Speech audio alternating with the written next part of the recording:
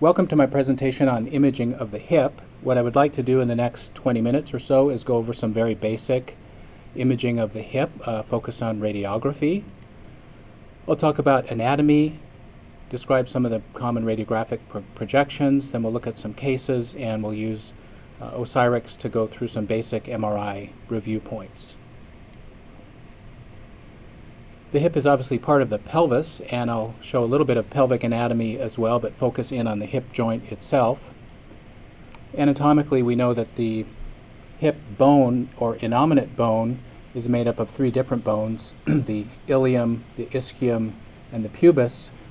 And the acetabular socket is the hip joint itself that articulates with the femur, shown here both in anterior and posterior images from a cadaver, showing the different anatomic parts of the femur that we'll look at in more detail in a minute.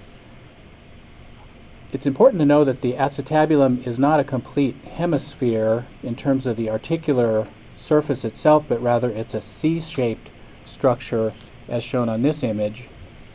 If you look at a cadaveric image, you can see that the articular cartilage is this substance here that again is not complete. It's not present centrally in the place called the acetabular fossa, and that becomes very important on imaging, both radiography and MRI, because we don't expect to see cartilage where it's not normally supposed to be. I've taken a number of images from this beautiful book by Greenspan and given them credit here below to indicate that it's a nice reference for looking for these different types of projections. So the typical AP pelvis view, anterior-posterior view of the pelvis or hip coned in, is shown here, where they have the x-ray beam and the patient position. It's sort of self-explanatory, leading to the AP pelvis. So creating an image like this. It's fairly common actually to do a so-called low AP pelvis, where we clip off the iliac crest, because the idea is that that's not necessarily important for that clinical indication of the hips, but we want to center up on imaging of the hips. And it's important when we talk about Femoroacetabular impingement that the projection be centered in the midline rather than centered over the hip. Another important positioning thing is that naturally when we lay down, our feet tend to rotate externally, like shown in this picture. And what that does to the radiographs is it makes the femoral neck look foreshortened. So that can create an image that's difficult to interpret and could actually be misinterpreted. So both for radiography and when we do hip injections, we have the feet turned either neutral or slightly internal rotation, and that tends to lay out the femoral necks like this. In orthopedic trauma, for pelvic trauma in particular, and some other applications, they do other specialized views. So here is showing the so-called pelvic outlet view, where the beam is looking kind of at the outlet of the pelvis, the undersurface of the symphysis here. You can also do the opposite, which is an inlet view, shooting down to see kind of what you think of as the inlet of the pelvis for a fetus coming into the pelvis and then eventually exiting here in the outlet type view. These types of views are used by orthopedic trauma surgeons to look at overall pelvic alignment, particularly in the case of pelvic fracture or acetabular fractures. Another specialized view that's done for the pelvis or for hips is the Obturator oblique view, called a Judet view, and that's a 45-degree oblique view, in this case showing the full pelvis. You can do it just on one side as well, showing the different columns of the acetabulum. So there's a right side down and a left side down view, and so on these types of views, on this patient on the right side, you can see the posterior column of the acetabulum here, and on the contralateral side you see the anterior column of the acetabulum here. A little bit of a steeper view is called the false profile view. It's about 65 degrees. This is used more commonly for things like developmental dysplasia of the hip, and it's useful to look at these views for the depth of the acetabulum, the socket, to see if there's good femoral head coverage. It's also a good way to look at narrowing in different parts of the hip joint that are not necessarily visible on the other views. So back to the standard AP view of the hip, the key structures that we want to identify on that view are shown in this cartoon here, where you have femoral head, greater trochanter, lesser trochanter, and of course the same anatomy on the radiographs. You have the femoral head-neck junction. Here you can see the physeal scar. And so the hip joint space is shown as this lucency here between the femoral head and the roof of the acetabulum. This sclerotic line right here is called the sorsal, and that is an area of normal sclerosis because of the weight-bearing surface of the hip. That's important not to over-interpret that sclerosis. You can see centrally you have the acetabular fossa, and remember, as I said in the beginning, there's actually no cartilage in there. It's filled with fat and a ligament that we'll look at in a little bit later. A couple of other lines that you want to look at on the hip radiograph, probably the more important ones include the posterior acetabular wall here. It's a difficult structure to see because it's very faint sometimes. And here's the anterior acetabular wall here, crossing over the posterior wall just a tiny bit in this patient. So here's the walls on the AP view, anterior wall, posterior wall. The A and the B lines here are indicating the so-called iliopectineal line or iliopubic line here of the pelvis, and this line along here is the ilioischial line. Okay? And those are lines that are important to look at in terms of acetabular fractures and other disorders. In addition to the AP view, you can get a frog leg lateral view, and you can see why it's called a frog leg view because this person's looking like a frog here laying down. The pelvis may be rotated a little bit, but the key thing is that the legs are flayed out like a frog here, and so that gives a different rotation, a different projection of the femoral head and neck. Another view that's really important to know about is the true lateral view, and this is a situation where the patient cannot put the leg into a frog leg position, typically because they have a fracture or suspected fracture, or that they have a recent prosthesis placed and they don't want to stress the hip in an atypical position for fear of dislocating the prosthesis. So here's a subject showing what a true lateral view would look like. Back in the old days, we had hard copy film here that would be exposed. Now it's a digital cassette, obviously, but a little bit of an oblique projection. The opposite leg is elevated up. Presumably that's a healthy leg, but the affected leg of interest is laying straight supine like this one. And so you get a view that looks like this, where this would be cephalad and caudad, and you have the femoral head here, acetabulum, and the femoral neck, and the trochanters seen here. And this is a very important view to get a good radiographic exposure on and to be good at looking at, because it's your friend in terms of detecting fractures in the acute setting. So standard views of the hip could include an AP view like this one, frog leg lateral view, and cross table lateral view, and we let our orthopedic surgeons and other referring physicians determine what views they like for their practice, but it's not uncommon for a 3-view hip to look like something like this. So what I'll do now is go through some case examples, and I'm not going to go through an exhaustive list of every possible disorder of the hip, but I want to focus on some of the basic radiographic principles. So here's an example of a 52-year-old man who has pain after crashing his bicycle. And you can see, I think, pretty easily that here's the femoral head, here's the femoral neck. There's a lucency along the medial femoral neck here, so that is a fracture. Notice more laterally there's sclerosis, and that's also part of the fracture, but here's where the bone is impacted and it's overlapping, so you're getting increased density there. So this is a fracture across the mid-femoral neck. On the true lateral view, you can see the femoral head, anterior part of the femoral neck here, posterior part. The fracture is a little bit difficult to see, but it's cutting right across the femoral neck here. So you really want to scrutinize this true lateral view in all cases for little deviations or lucencies, because these fractures can be very subtle on the other views. The trabecular pattern in the proximal femur is really important to be aware of, and it's helpful in fracture detection because when we have a good normal, we expect to see these nice trabeculae coming down for this principal compressive group shown here. You have a secondary compressive group that comes across like this, and then you have a tensile group that goes kind of curvilinear like this.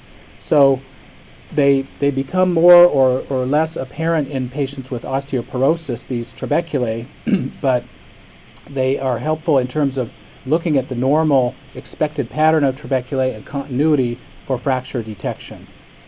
So here's a normal in that patient who had the bike crash. You can see the compressive trabeculae here and the tensile trabeculae somewhat along here, coming along. But you see that those are interrupted in the case of the fracture on the right side. Okay, so that's a pretty easy fracture to detect. Femoral fractures are described in terms of their location, so you may think of something in a subcapital just below the head location, or a basicervical or transcervical across the neck. They can be intertrochanteric or they can be subtrochanteric. In location, these latter two are outside the hip capsule and the first two are inside the hip capsule. You can also have isolated fractures that involve like the greater trochanter or potentially the lesser trochanter of the femur.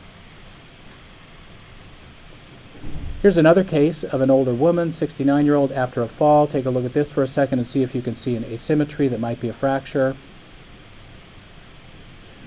We'll focus in on the right hip here. You see this band of sclerosis here that's not present on the opposite side. So here's that band of sclerosis. And another feature to look for when you're having a possible fracture is discontinuity of the femoral neck. So on this frog leg lateral view, which they were able to do on this patient, you can see the femoral neck and then it bumps out here. There's an acute angulation where the fracture is. On the posterior part, it's not so obvious. On a true lateral view, you can see there's a little bit of an offset of the femoral head with the neck here, and so the fracture is coming across like so. Here's a different patient, another older woman after a fall, hip pain, unable to bear weight, high suspicion for fracture. Very difficult to detect a fracture here. You can see the trabeculae running along the femoral neck. You can follow the contours of the femoral head-neck junction on the true lateral view nicely here. There's no obvious cortical break. There's no obvious lucency. There's none of that overlap that we see. One of my colleagues actually thought that maybe the trabecular pattern was a little bit smudgy in this patient, a little bit indistinct. Pretty difficult call.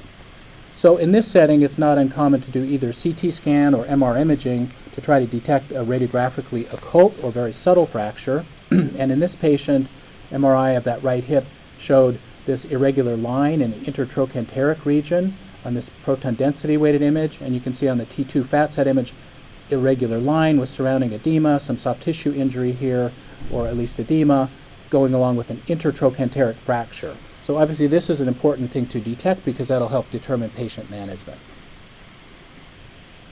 Take a look at this case. So this patient has had a hip replacement on the right side. We're going to forget about that for now. What about the left hip? So in this example, the left hip shows a little bit of an angular abnormality of the femoral head-neck junction. That looks to me like it's suspicious for a fracture, so you'd really want to scrutinize the other images as well. There's a little subtle lucency across the greater trochanter that I'll point out right here. That's also suspicious for a fracture. But we don't know really whether this one is true or not, or if it's old or not. Now, this is a good role for MR imaging as well, because what it shows us on this T1 weighted image is this low signal line in the intertrochanteric region, corresponding edema on T2, but the femoral head-neck junction is actually normal. So that subcapital region fracture is indeed an old fracture. This is the acute fracture here, and the treatment for those will be different in terms of the hardware that's placed, so that's important. And another thing to always keep in mind in your early training, and hopefully forever, is that you always look for old films, and in fact this patient had images a year before that showed that that was indeed an old fracture in the subcapital region a year before. Take a look at this case for a second. A younger patient, hockey injury, femoral head-neck junction looks good, trabeculae look good involving the femoral neck, trochanter looks pretty good, don't really see anything definitely abnormal on the true lateral view here. So he had continued pain and it was suspected that he had a fracture, so he went to MR imaging. And so here you can see abnormal signal in the greater trochanter, and you can see a subtle line across the trochanter on this view with edema on both sides. Some edema does extend kind of down the femoral intertrochanteric region, but it didn't traverse the shaft, so this was treated as a isolated greater trochanter fracture, and I'll show the follow-up images in a second. One thing I want to point out here is in our routine hip protocol, just for pain assessment, we often do coronal proton density images without fat suppression to look at the cartilage and the joint, and that's actually not a very good sequence to look for fractures. It's very hard to see that fracture on this image, much easier to see on the previous T1 weighted image here. The fat suppressed T2 weighted images are quite good. So he was treated non-operatively. Here's the images on the day of the injury. Here's the follow-up. You can see a lucency and a little bit of sclerosis in that fracture, but no femoral neck fracture. Another thing that can happen is osseous stress injury, and this is the setting of more chronic repetitive injury, and here's an athlete with a low signal fracture line in the mid-femoral neck surrounded by a lot of low signal on T1, a lot of high signal on T2, and that's a pretty common type of femoral neck fracture, stress fracture, partial fracture in the setting of athletes, and they're typically incomplete and on this compressive side over here. On radiography, they may be completely occult at symptom onset, so completely normal looking radiograph. On follow-up, you may see sclerosis along the fracture line. You may see subtle callus formation as well along the fracture line here. Those injuries are fairly common. They're important to detect because they can be a problem if the patient goes on to complete the fracture, leading to complications. So most commonly on the compressive side, occasionally on the tensile side, laterally. They can be lower down by the iliopsoas. You can also get stress injuries of the femoral diaphysis, which is not going to be covered in this talk, and then things about the knee. Let's move on to another topic here and take a look at this woman, 49-year-old woman that came in with left hip pain. You look at that image for a second. There was no history of trauma. She just had about 1 day of pain after some exercise, but nothing traumatic. So an MRI was done in this patient. It shows a large effusion in the left hip joint. All this white is fluid, some surrounding edema here in the soft tissues. And so the considerations for this would be somewhat broad, but could include an inflammatory disorder. It could include possibly injury, though that amount of effusion with injury would be uncommon. The key thing to recognize in this scenario is that of the onset of an possible hip joint infection or a septic joint. And so the key thing to remember here is not to miss a hip joint infection. And so this patient had a low-grade fever, a little bit of an elevated white count, and so had other indications for possible infection. We aspirated the hip joint. A little bit of contrast was injected just to confirm intra-articular positioning, and this turned out to be a streptococcal septic joint in this youngish woman who in fact had a recent urinary tract infection, which may have been the source of seeding the hip. Especially native hips, it's very important not to miss a infected joint. You can see the sequelae in this patient that had extensive osteolysis about the hip, the femoral head and acetabulum after not recognizing a hip joint infection, going on to basically destroy the joint very quickly. Yet another different topic here. Here's a 22-year-old man with just gradual onset of right hip pain. And you may notice here that there's increased density, sclerosis in the femoral head here. And you can see it on this frog leg lateral view as well. The joint space looks normal. Contours of the femoral head look pretty normal. So this is actually avascular necrosis in a patient with sickle cell anemia in that case. And just keep in mind that this is staged according to the FICAT classification system, stages 1 through 4. I won't go into details on that, but like many things in orthopedics, there's a classification system. Here's some examples from my files of stage 1 being basically completely normal radiographs. It may be abnormal on MRI at that time. Stage 2 is sclerosis, but maintained contour. Stage 3 is where you start to get flattening of the femoral head. And then stage 4 is further flattening, and typically with joint space loss as well, and a pretty bad arthritic hip at that point. MRI is much more sensitive than radiographs, and so that's the key test to do if there's a suspicion of AVN, but with normal radiographs. I would say the most common indications or risk factors for AVN are hematologic disorders and especially prior use of corticosteroids in patients that have had previous leukemia or lymphoma or other disorders that are treated with steroids. Here's a patient that had leukemia, and she has subchondral fracture, this curvilinear lucency, hyperintensity in the femoral head here, going all the way around the contour of the femoral head. That's about ready to collapse. Moving on to another disorder yet, here's a 20-year-old man who had right hip pain, no particular trauma, though he was an athlete. And take a look at the femoral head neck junctions in this patient for a second. So hopefully you can notice that the joint space is pretty normal. We can look at the acetabular contours a little bit, but there's a very prominent bump on the femoral head neck junction here. And so over the last 10 or 15 years, there's been recognition of different morphologic variations in hip anatomy that we are born with and that are probably normal in many situations, but they can be abnormal as well. And so I won't go into detail here, but just to show you that you can have normal contours of the femoral head and acetabulum. You can have a deep socket in so-called coxa profunda, where this floor of the acetabular fossa goes medial to the ilioischial line.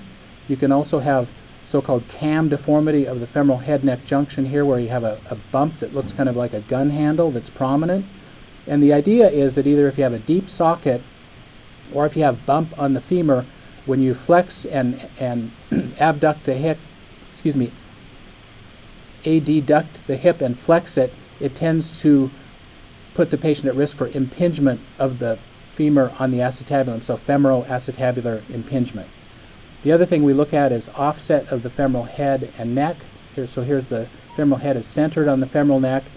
Here there's a little bit less offset, there's a little bit of anterior prominence, and here's a very focal bony prominence of the anterior femoral head-neck junction in this patient here who has a large cam deformity. I just want to point out this article because of the one article that I think you should read about FAI for radiography. It's this one by Tanist in 2007, and they do a beautiful job of describing the different disorders and the different subtypes of disorder and mixed disorders. Great illustrations of the so-called pincer type of acetabular overcoverage and the cam type of impingement. And then they go through the radiographic findings. So I won't go through those here. I actually have those in another video that I have online. But it's important to look at those lines and describe them depending on your referring surgeon. Here's an example of that. CAM morphology, where we look at something called the alpha angle, which is the angle that's prescribed where this goes outside the circle prescribing the femoral neck here. And you can see on this example where there's more bone here, this line exits the circle here earlier on. So this is a higher so-called alpha angle that correlates with CAM-type femoroacetabular impingement. Now we do a lot of MR imaging for this, especially MR arthrography, and this is an example of injection in the hip joint of gadolinium. There's that CAM deformity.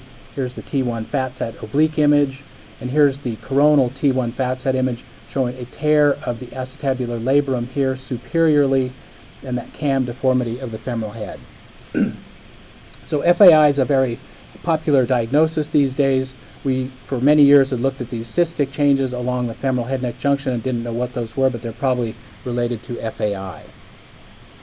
Now, the last couple of minutes, I just want to show a quick spin through a couple of MR imaging studies to show you how I do this, and I'll go through a more systematic review of it on a different presentation. But basically, when I look at hip MRI, I look at a combination of T1 weighted images and coronal proton density or T2 weighted images, looking for these features: the bony structures, joint effusion, labrum, cartilage, and ligamentum teres.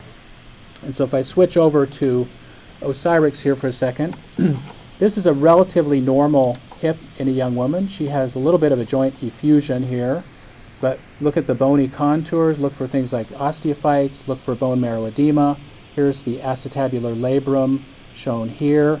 And the articular cartilage of the hip is very, very thin, so you need to be very careful when you're looking for that. But on the sequences, you can scroll back and forth, and you can see this thin gray layer of cartilage along the femoral surface and acetabular surface. And basically, when you're looking for labral tears, you're looking for abnormal signal within the acetabular labrum. Since we're running out of time, I'm not going to go into much greater detail on this, but we go through the coronals, then I'll go through the sagittal images, looking for the same type of anatomy. I'm looking for the articular cartilage along the femur here, looking for the acetabular labrum superiorly, right in here. Difficult to see when it's small and normal. And then I'll go through the axial images, looking at the bony anatomy, and this is the best imaging plane for looking at all the different tendinous structures. So you have like iliopsoas, you have the gluteal tendons, the rectus, and posteriorly, this patient had some hamstring partial tearing. You can see bone edema in the ischial tuberosity and partial tearing of the proximal hamstring tendons. Now, we also do MR arthrography in many patients, and this is just a quick example of a coronal T1 weighted fat suppressed image showing the acetabular labrum here and a T2 fat suppressed image showing the labrum here. And then I'll show one last example of an abnormal labrum here, different patient, coronal T1 fat sat, T2 fat suppressed image. See the increased signal within the labrum here. Along this superior part of the labrum, and if I scroll along, you can see it goes pretty extensively throughout the posterior labrum and then along anteriorly as well, and we'll see that better on a sagittal image here.